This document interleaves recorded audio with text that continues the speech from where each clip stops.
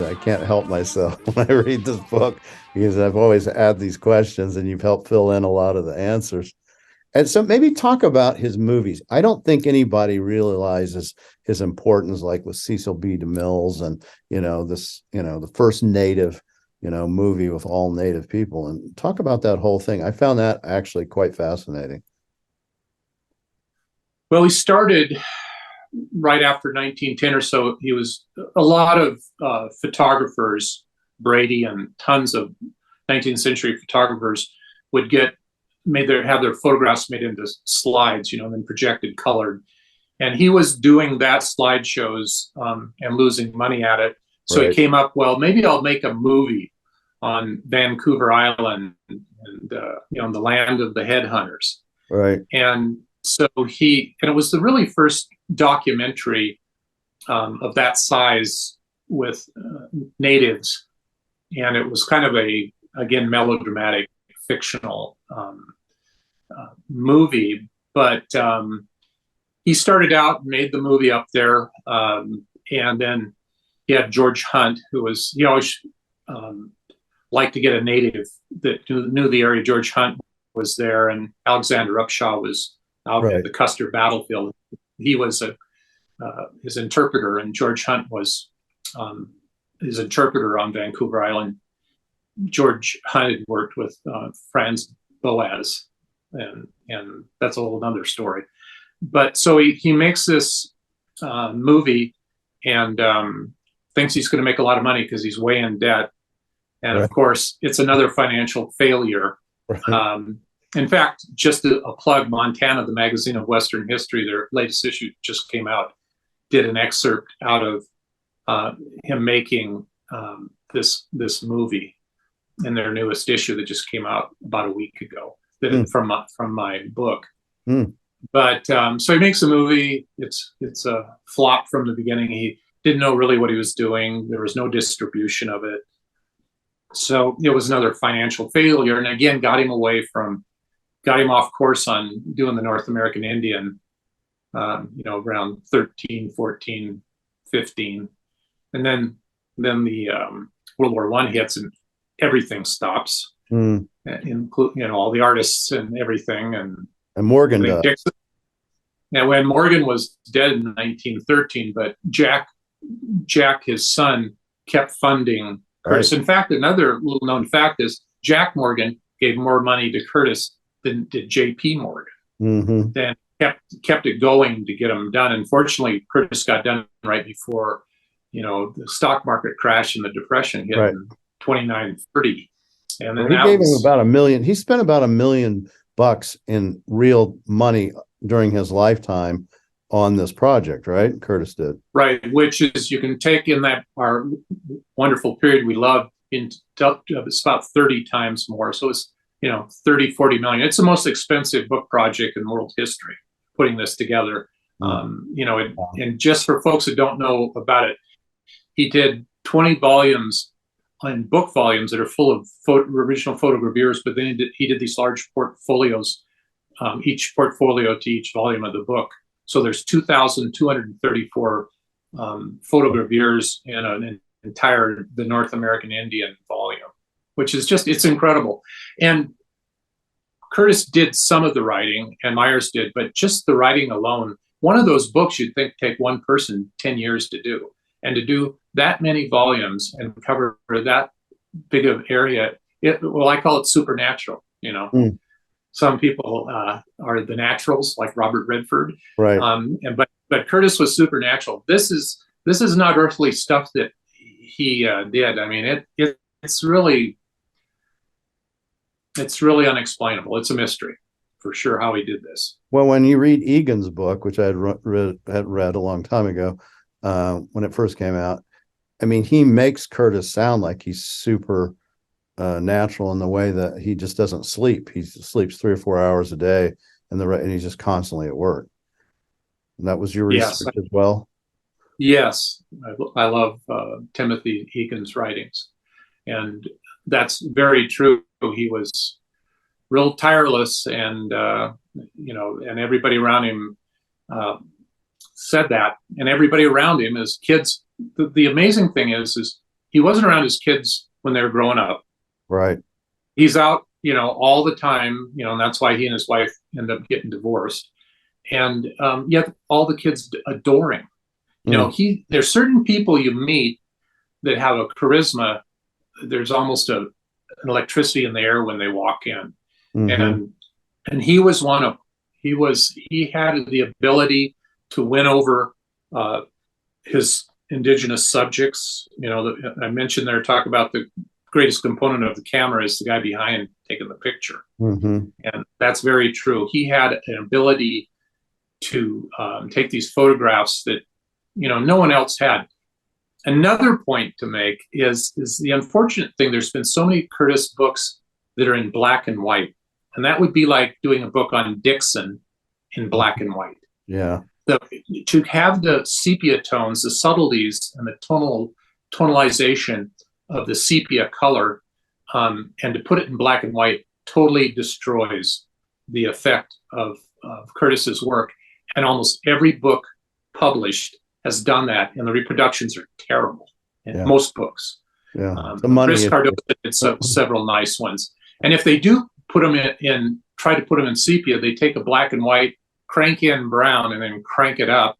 And there's a subtlety in his inks that's never been talked about. I didn't mention it in the book, but his first volumes, up until maybe the 10th volume, were in a rich brown, chocolatey brown. But his later volumes had a reddish, more subtle, a little violet color to the inks that show up in his later volumes. And so I could take a look at a photogravure and I can tell you whether it's a 1907 or a 1925, just by looking at the ink, which people don't understand. And another thing I didn't bring up was how popular tonalism was. Kaus did a lot of those. It's the idea that it's a painting where they take almost one color, like a green, and do different shades. Right. And really, those photogravures were the same thing. They were like painting with shades of brown. And but I didn't mention that in the book. But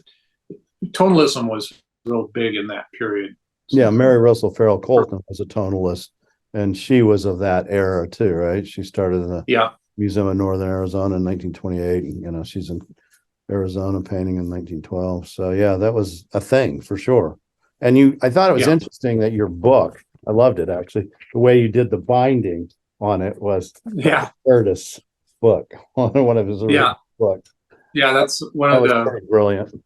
Well, and the cover piece was the first Curtis photograph I ever purchased. The Oath. The Oath.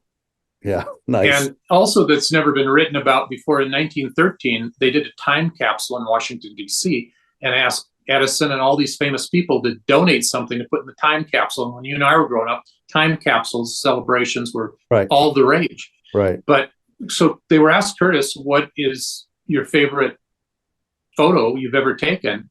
And it was The Oath. And because it's a religious piece. And the subtlety in The Oath is that they're worshiping their God.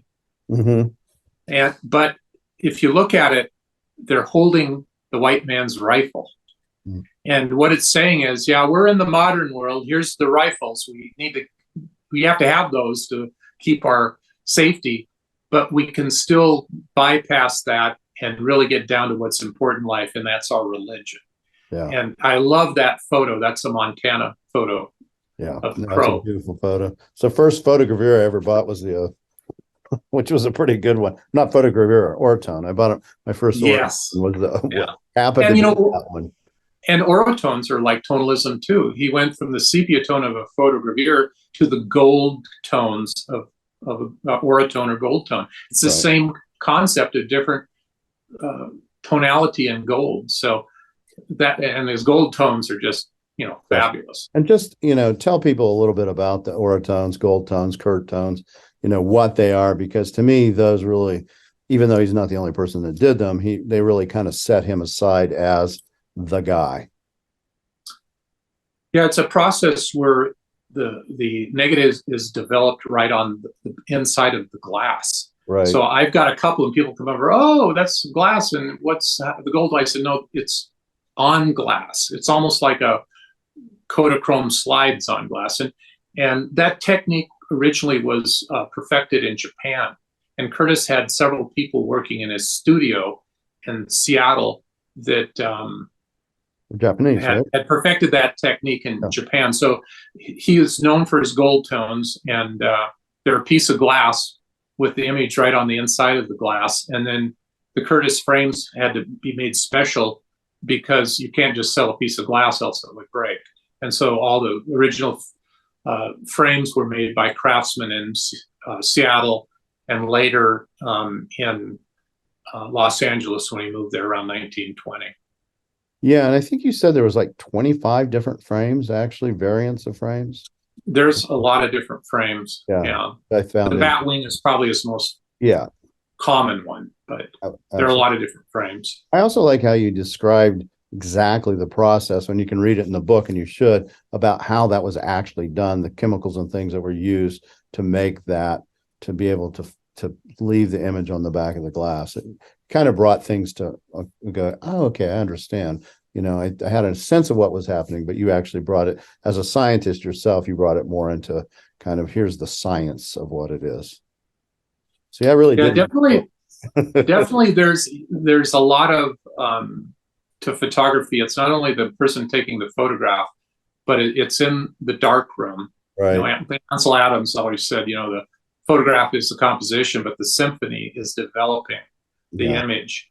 And so there's a lot, and I have the whole history of photographs and how they started out. A lot of people don't know that the original photographs were developed on printing out paper. The photographer would take a negative, he'd have to put a piece of paper underneath it, and then it developed in sun. So when you're out on the prairies, you'd put it, all the Western photographers, you needed sunlight, and that's how they developed it. And that's called printing out paper. About the time Curtis was getting started, they went to developing out paper, where we all grew up with, where you see in the darkroom, where they're shaking the liquid and all of a sudden the image appears. But that was after, you know, the printing out paper. So that's, I go through all the technologies. Yes, you did. Albumin, silver print, gelatin, silver prints, platinum prints, and all the different variations on that. So, you know, you picked this subject. When you told me your next book was Curtis, I thought, oh my God, what a subject to try to go to, because there's so much written on it. And so why did you pick this guy? I mean, that's a tough subject to go after, because so much has been written. He's bigger than life. And, you know, it seems like trying to go and paint the Grand Canyon. Well, I think, and I have to put my hands out to the Scottsdale Museum, the Western Spirit Museum, yes, and Tim Peterson, yes, whose collection I think followed your Dixon collection. Yeah, it was phenomenal. You're fabulous. But I was the chairman of the C.M. Russell Museum Board, and I've always loved Curtis. I've written little things on Curtis, you know, for decades, and so I always admired him. And frankly, I never thought any of the books on him were that great, as far as really getting to a biography along with photographs. It'd be like writing a biography of Maynard Dixon with not a picture in it, or a couple black and whites at the end of the chapter. Right. I felt like he hadn't got his due. And when I got down there and saw Tim Peterson's collection, it was just astounding. I had no idea I was going to do a book on Curtis at that point. And then I started looking through all the books, and I thought, boy, you know, Curtis, frankly, I think he deserves better than all the books that are out there on him. There's a ton of books, like I said, where they just put black and white reproductions. They're terrible. No biographies, or very little. I think there's a lot to update on the biographies that have been written, like the Rainier Rescue Legend and many others that are in this book. So I had no idea I was going to do this. And a lot of people would go, I thought you said you did your last book. And I get excited, and that's what happened. But it was due to Tim Peterson and we're not related. We're both from Minnesota, but I think he had all the smart relatives on the good side of the fjord, and I got all the dumb relatives that ended up in northern Montana. running a hardware store. So I think he won that match there. But Tim's collection is just, I mean, it's just jaw dropping. Yeah, and I wish that that could have stayed in Scottsdale and build a wing and put that out permanently. I mean, it's just astounding.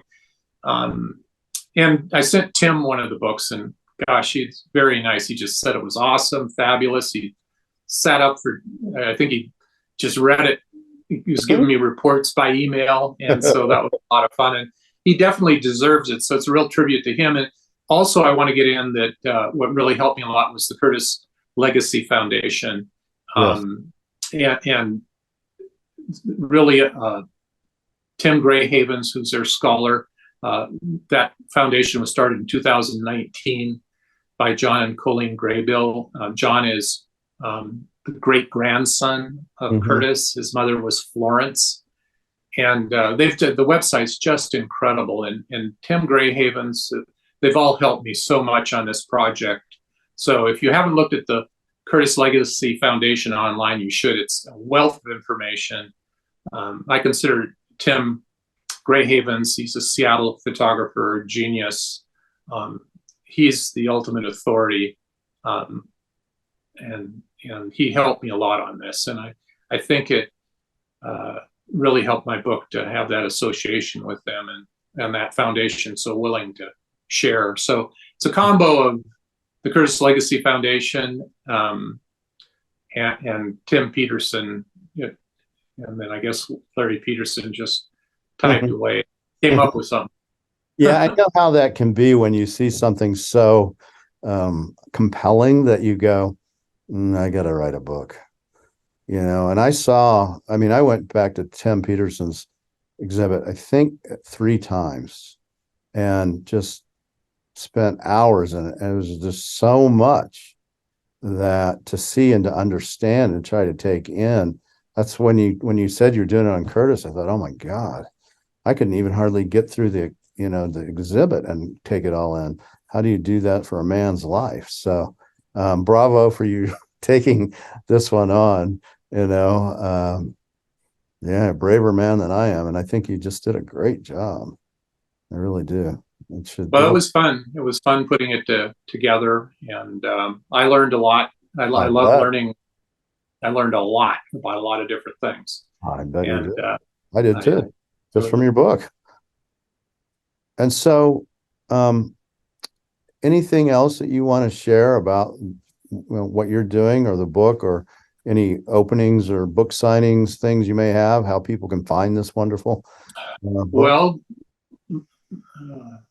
the Medicine Man Gallery has them, and we do. And it's we got them to you early. It's not even out on Amazon yet. Oh wow! And for several weeks, I think they're going to start carrying them in mid-January. But a lot of folks, a lot of dealers up north are buying them, which I'm very grateful. One dealer bought 150. I get it. Smart. So that helps. Yeah, and I'm going to be an article on Western Art Collectors going to come out probably in the February issue on his Hollywood years. With, I guess we didn't get to talk. I kind of got sidetracked there with, he was a still photographer in Hollywood with Cecil B. DeMille, and so that article will be on that era, which people don't know a lot about. Curtis photographed Shirley Temple. Yeah. And I didn't know that until I saw Helen Keller. Didn't know that until I read the book. Yeah, so and the photographs are in there of them too, which is neat. So there's a lot of fun periods in his life that have never been written about before, and I didn't know what I was going to get into, but I wanted to have a competent biography that's contextualized in the life he lived in. Because I always, with artists, no matter who it is I want to know what was going around them, what made them tick. Because, like you say, if you just go, he did this and this and this and this, and you totally miss what makes a person tick if you don't know who's around him. Right. The effects that Hamblin had on Dixon. all of these things, Dorothea Lange, Right. and all of these things, our greatest stories are the stories within us, not the timelines of history around us. How do we handle defeat, success, failures? Mm. And I put that quote in at the beginning of the book that so many failures, Thomas Edison says, so many failures are people that were close to finishing what they wanted to complete, but they quit before they. I remember that. I read it twice. And I love that.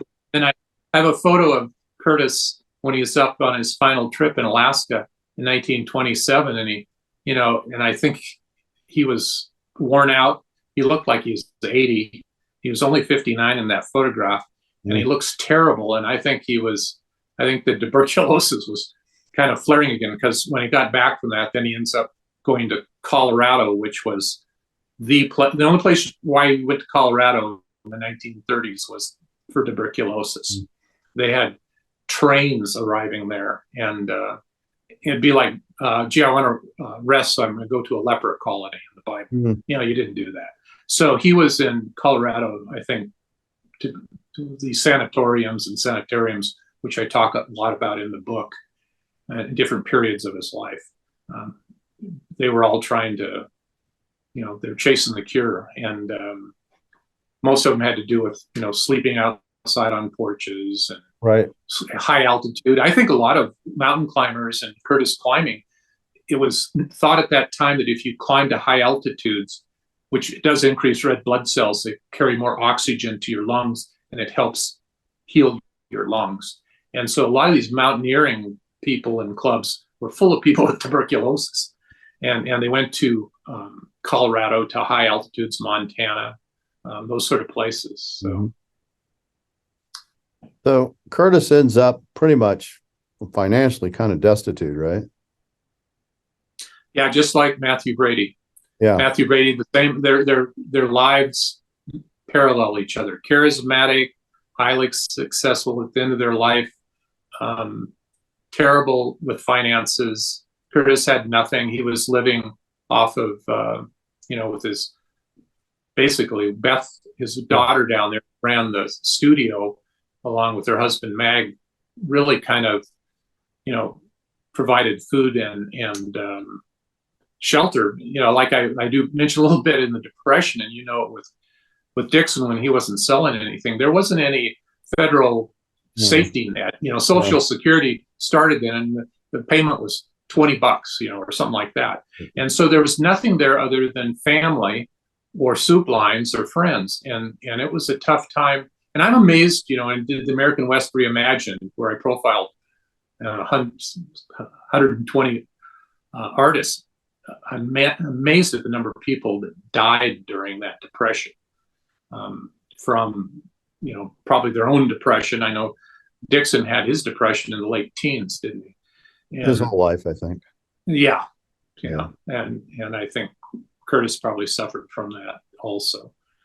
But did they recognize him in his obituary for what he'd actually done? Curtis? Yes. No, that they buried him. He did he did some photographs or something. I say in one kind of sarcastic way, I say it's important what your obituary says, but it's more important what you accomplish. Because obituaries on famous people who are no longer famous tend to be, 90th page, 2 lines. And imagine who's writing obituaries. It's a guy that they just hired. He's not, hey, go write obituaries. And they don't even know who these people are. They don't know, they're just writing. And usually the obituaries of these folks are terrible. And definitely Curtis's obituaries were terrible too. Yeah, because he does the most expensive book project ever done. He does 80 tribes, captures 80 tribes, 20 volumes over 24 years or so. And he ends up destitute. The whole Native American kind of thing is not thought. It's more modern art now when he dies in 52. And so he's kind of lost to history a little bit, wouldn't you say? at this point? Yeah, he was a superstar before World War One, but during the 20s, he was forgotten. America was into the Roaring 20s and jazz and Right. modernism in art. And what Maynard was the premier adapter to those Yes. modern tendencies in art. So the idea of romantic pictorialist photography, Right. I mentioned in there, I wouldn't even have collected dust in a Dust Bowl museum in the Depression. I mean, that was like, getting out Pat Boone now to your 15-year-old daughter or something. It had no appeal to anybody, and so his fame, World War One ended it, and it never really did come back. He just kind of worked through trying to develop out the last volumes, but I think it was hard, and it was a push, and modernism had taken over so many of the Indian cultures, and so there's nothing like, you can see his first volumes. What's he do? He does around Montana, North Dakota, and New Mexico. I mean, that's bankable. Right. That's why all the Taos artists are there. That's why Maynard Right. names. That's why Sharp and Kaus and all those guys just made a heyday on that. And then Russell up in Montana, because you have the Blackfeet, the Crow, the Sioux, Cheyenne. Right. And but by the time he was into his 20s, no one cared about this whole. They didn't care about Native Americans, and they didn't care about pictorialist photography. So it's amazing that he stuck with it and got it done. It's pretty amazing. It's amazing that the Morgan family stayed with him too, through the whole thing. And so who brings him back in the 60s and 70s? Is there the Chris Cardoza, the Bob Capone, the Richard? Yeah, Bob and Chris, and exactly. They find the copper plates in the Laureate bookstore in the basement that were hidden away. Thank goodness they were, because in World War II, any copper plates were melted down. Right. That's why the steel pennies in 1943. Right. So if they would have been out anywhere visible, they would have been melted down. And so that's a whole story in itself. I briefly talk about it towards the end of the book, but they're found, and the old copper plates are found, and they start printing off new photogravures. And, it's buyer beware, because it's almost like Remington and Russell bronzes, recast. Right. But they brought it back. I think a fellow named Andrews did the first book in 1962. Mm-hmm. But then Vietnam hit, and there's no more interest in him until the 1970s. And then the Native Americans became more celebrated, and today there's lots of great Native American photographers and artists, and that sort of, but that was kind of an emergence. The whole area of Western art emerged in the 1950s with the Westerns and Western art museums. Most of the Western art museums arose from the ashes in the 50s and 60s, and they were all fueled by Western movies by Ford and other folks. Right. And over the decades, all these little boys that watched these movies, some of them became millionaires, billionaires, and hey, my ranch out in Colorado or New Mexico, I'm going to fill it full of Western art, and Maynard Dixon and Curtis and Russell and Remington. And so that kind of spawned this whole emergence of Western art. But the whole reemergence started in the 50s, and Curtis was kept alive by his daughter, Florence, just like Dorothy Hamlin and Dixon and Nancy Russell with Russell. It really helps to have someone that's there after you to keep your ghost going, speaking your name, as I say in the book. Because, as I say early on in my introduction, you die twice, one when you physically die, and once when people stop speaking your name. That's when you really go. That's when you really go. So, it took all of those things to kind of have him emerge. And just a general interest in Western art. The Russell story's the same way. His whole estate in 1941-42 was assessed at like $6,000, and it had 30, 40 master oils, the whole thing today would be worth $1 billion. But, Right. it wasn't the thing to collect in that era. Yeah, that's really come back for Curtis. I can say, just as a dealer who deals in them, to see what, the great photogravures and gold tons and things will bring. It's really, and some of the auctions that have happened. Well, and it definitely deserves it. I mean, Oh yeah, when Steichen can get one of his pictorialist photos of a skyscraper goes for whatever, $12 million. I think 2,234 photogravures of Curtis's in his set that goes for 2 or 3 million isn't a bad deal. right. And there's not many left, as you point out in the book. That could even, the whole set. I think you said there's like 5 maybe that could actually be sold of the whole set. Yeah, maybe a few, but it's probably in the teens. Tim Grayhaven at the Curtis Legacy Foundation is doing a Curtis census. They're trying to locate all the volumes of it. But I think in private hands, there has to be less than 10 to 15. Yeah. And very few signed by Roosevelt. Yeah, and these are all the ones that the books and the photogravures all together with the same. That go with them. Yeah, the entire set. Yeah. The books and the portfolios together are called one set. And they were numbered. This is another interesting thing. They numbered them. They were going to do 500 sets. They did far fewer than that. But he didn't number them in order as he sold them because he didn't want people to know how poorly they were selling. Right. So he put 256 on the, or 180 on the third one he sold to make it. And so it's been a real mystery trying to figure that all out and who owns them and stuff. But and there's a lot of major universities and King of England. I mean, a lot of institutions have those. Well, they're the only ones who could afford them, right? I mean, it was $3,000, right, for the Van Gelder. Yeah, which was like $100,000 for the book set back then. Yeah, and so very few, libraries and museums and very wealthy people, but the common person, they might see one of his reproductions in a newspaper article, but black and white. So common person didn't get to see many of his images. Right.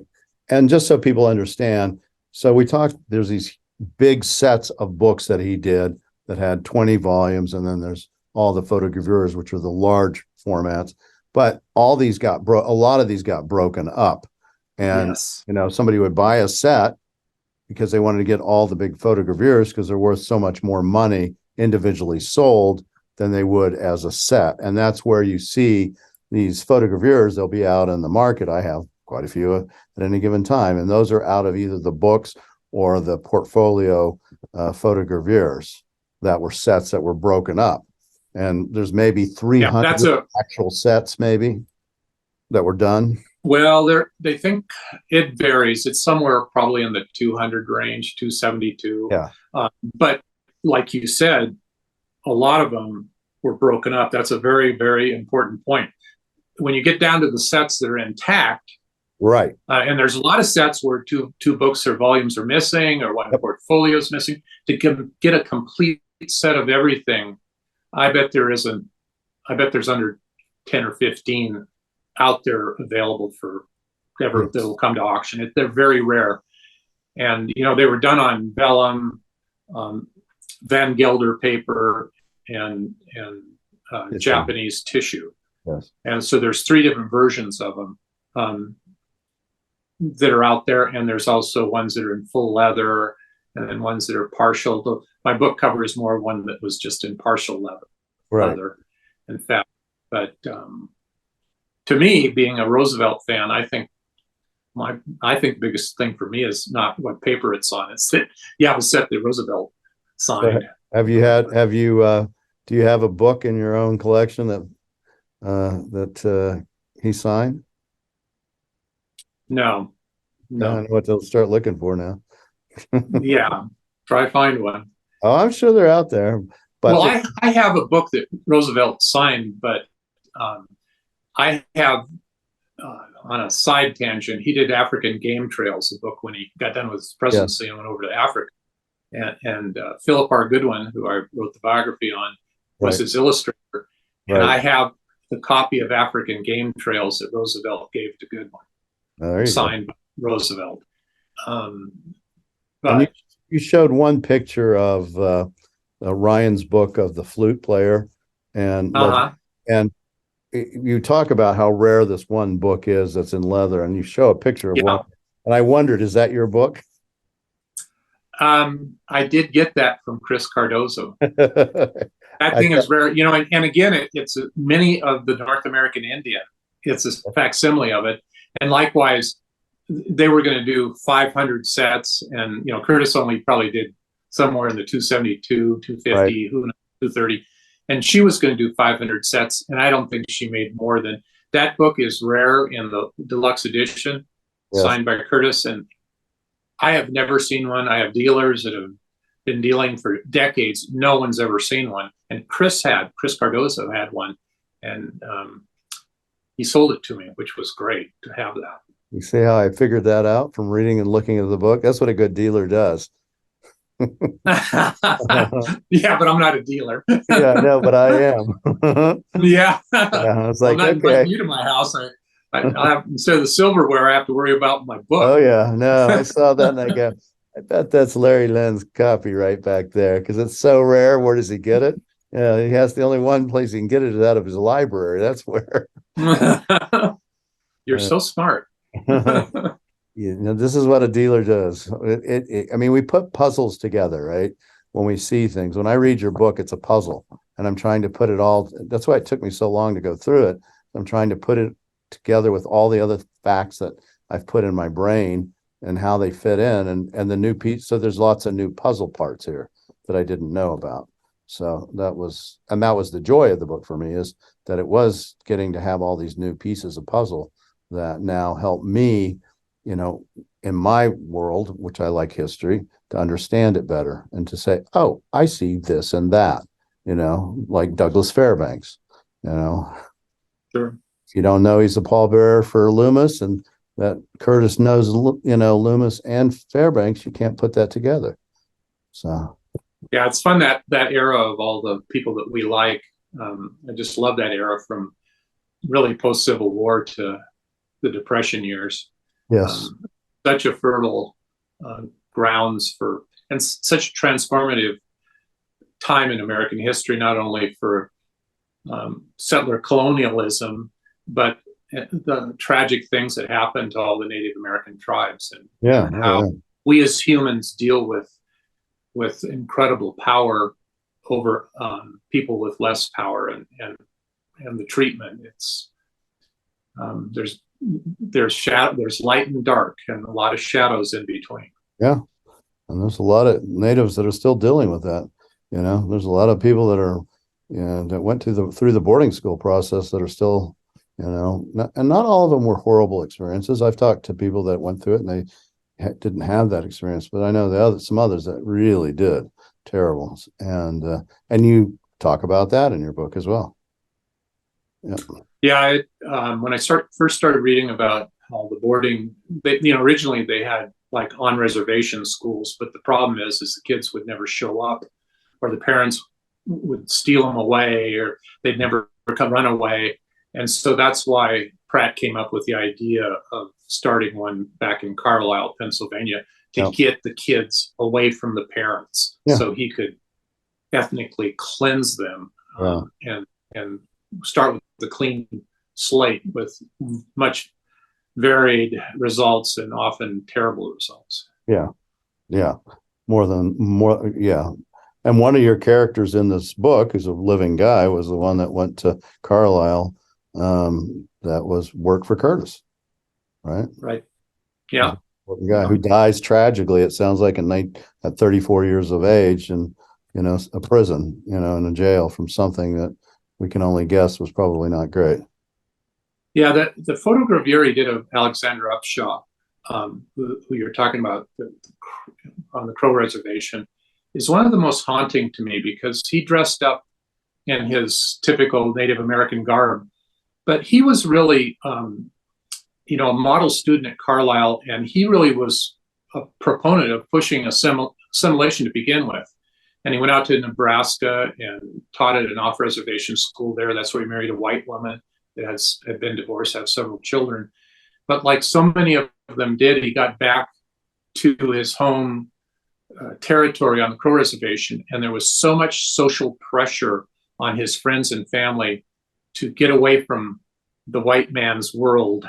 And then dealing with all of the things that happened to the Native Americans and the alcohol problem. And, I grew up right off the Fort Peck Indian Reservation. My county, half of it's on that reservation. And a lot of our sports we played on the reservation. So I saw the effects of, what's happened with all the alcohol problems and all that. And that got to him, going from the model student that everybody, Pratt would be so proud of, to reverting back and then dying, in a jail in Billings. It's a very sad photograph for me in so many ways, looking at that, when you know what happened to him. And that's probably, again, a product of the boarding school, even though he says he had a great, was a big proponent of it.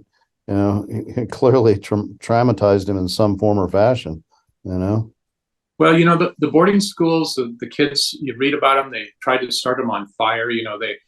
They'd always have crooked people taking care of them that would take all their food and give them bones to eat.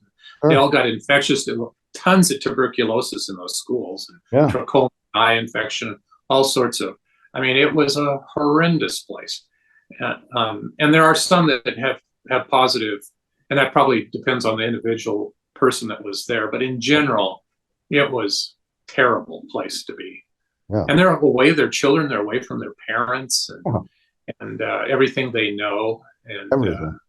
Yeah, that's and I'm glad you talk about that in this book. One of many things that you talk about in this book. So, well, we've had a good discussion. Anything else that we need to talk about before we call it? I don't think so. My purpose of this book was to welcome Curtis into the larger family of artists. People tend to separate photographers and painters, and I think they're all visual artists. Sure. And definitely his works of art, the photogravures and the way he took them. When I was having the photogravures photographed, that's the other thing I'd like to point out. The quality of reproduction in this book of the photogravures is like no other. Dennis Smelding, who worked for Ansel Adams, has these $100,000 computers and stuff, and he photographed them. We went from that to the graphic designer to Friesen printing, every step of the way, color checking, recolor checking. And when you see these photogravures in this book, they're like ones you've never seen before. There's no other book out there ever published where the photogravures are so true to what they really look like. Same with the paintings. I've got Bierstadt, Moran, and Russell in there, and 3 or 4 Dixons. They're high quality images. They're and then they're printed on not on paper products, on silk from northern Italy.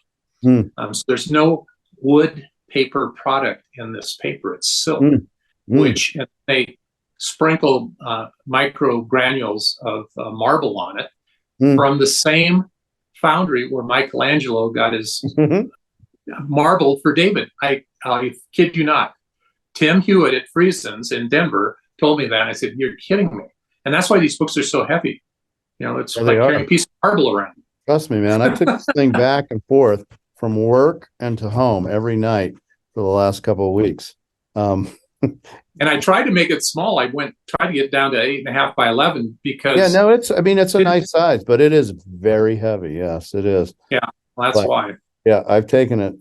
I've brought it in today one more time, and it'll probably go home one more time because it can be next to my bed, so I can go and review a few of the dates and things and go, okay, let me see these, because it's very funny in this book. It was so like, oh, I want to underline stuff, because there's things in there that I really go, oh, this is important, but I didn't want to damage my beautiful book, so I'll find maybe a copy that's all dinked up sometime in the future, and I'll get my ball pen to underline the dates that I find so interesting.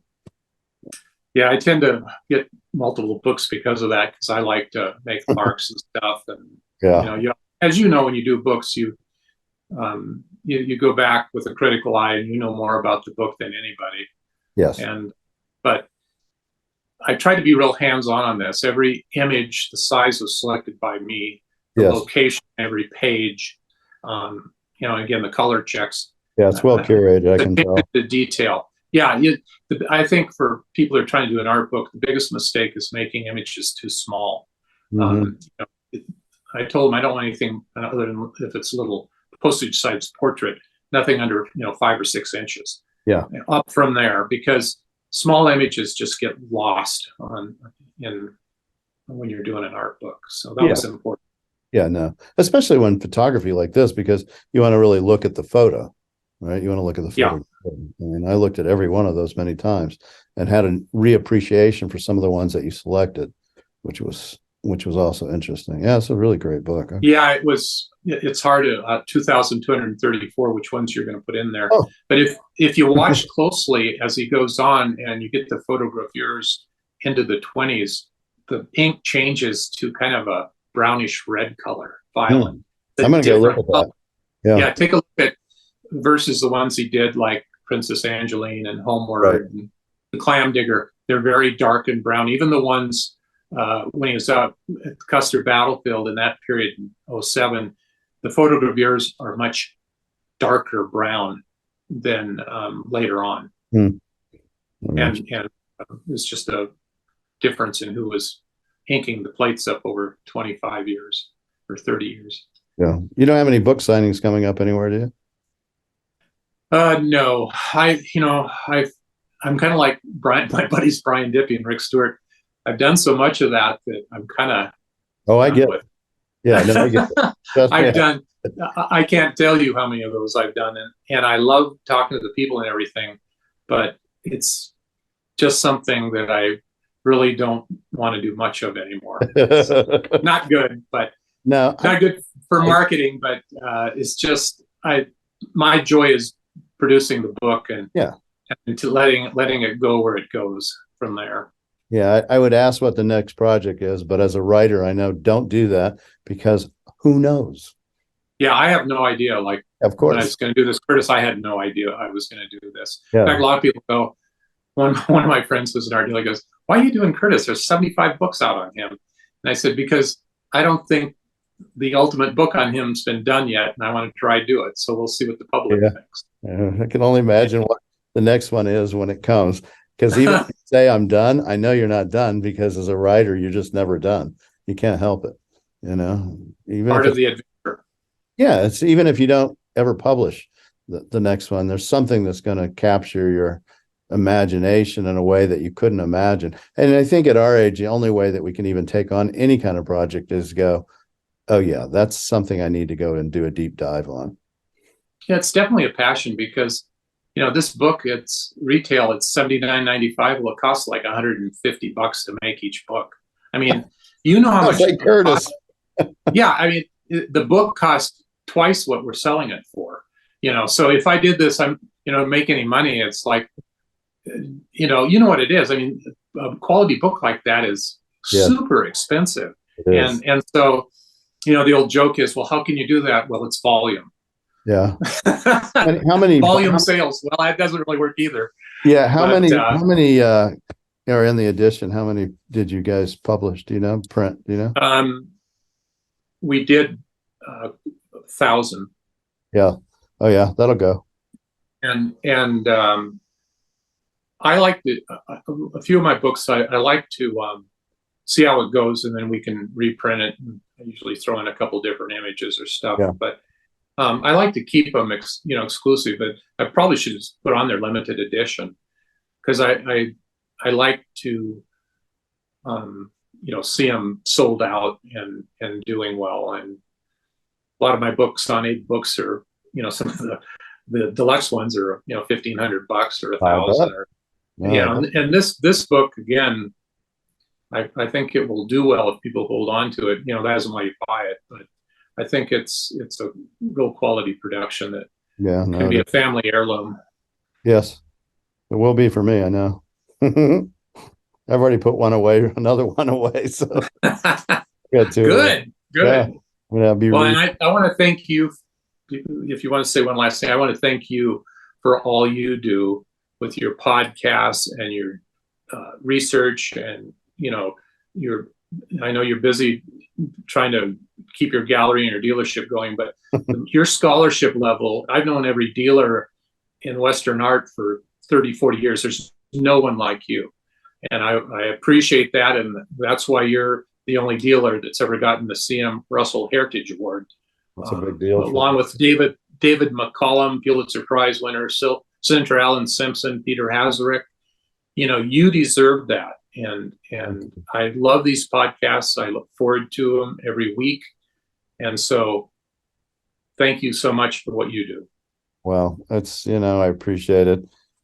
It's just, you got to give back, right? And that's what we're on the planet for. Sure, for sure. So, yeah, that's what it's all about.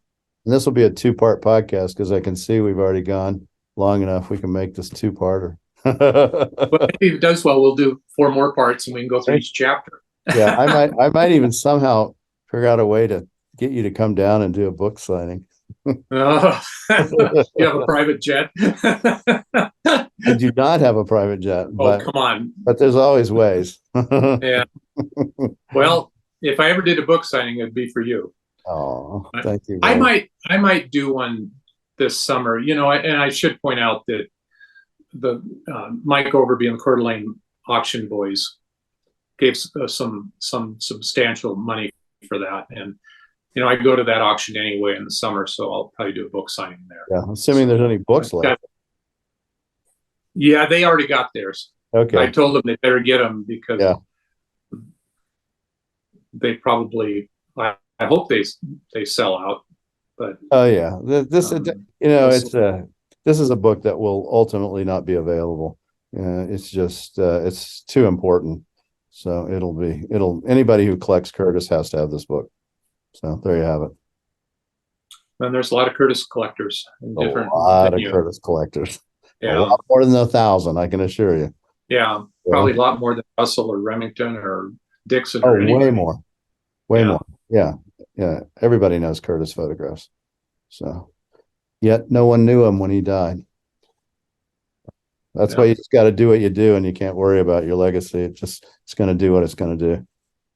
History treats a lot of people favorably and others not so favorably. And a lot of times we can't predict who's going to come out of it. That's for sure. You definitely can't. Yeah. That's why you can't do it for that. You have to just do what you're supposed to do. Yeah. Like Ricky Nelson said, you can't please everybody. So you got to please yourself. Garden party. No one knows what that reference is except if you're set 65 and older. All right. Well, all right. I thank you for everything. Thank you for taking the time and for your scholarship. It's a joy to have you as a friend and be in your life. Well, I feel the same way, and thank you. And I wish you and your family the best upcoming, and keep the podcasts coming. You do a fabulous job. There's nothing really like that in Western American art. So I'll do it as best I can. All right. And you're doing a great job. All right. Thank you, man. I'll talk to you later. Thank you. All right. Bye-bye.